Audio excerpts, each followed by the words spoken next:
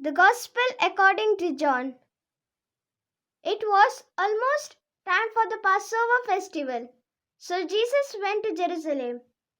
There in the temple, he found people selling cattle, sheep, and pigeons, and also the money changers sitting at their tables.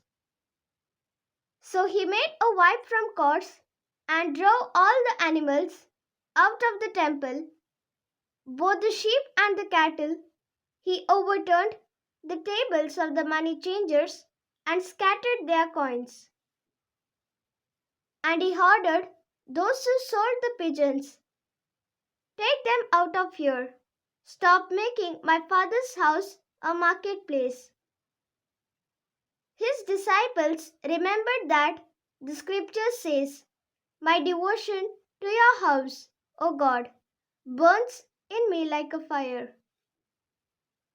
The Jewish authorities replied with a question, "What miracle can you perform to show us that you have the right to do this?" Jesus answered, "Tear down this temple, and in 3 days I will build it again." "Are you going to build it again in 3 days?" they asked him. "It has taken 46 years to build this temple." But the temple Jesus was speaking about was his body.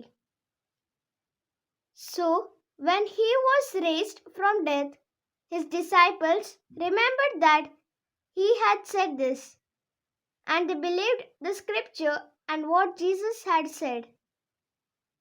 While Jesus was in Jerusalem during the Passover festival, many believed in him as they saw the miracles he performed.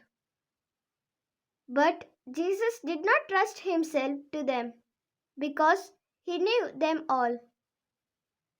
There was no need for anyone to tell him about them because he himself knew what was in their hearts.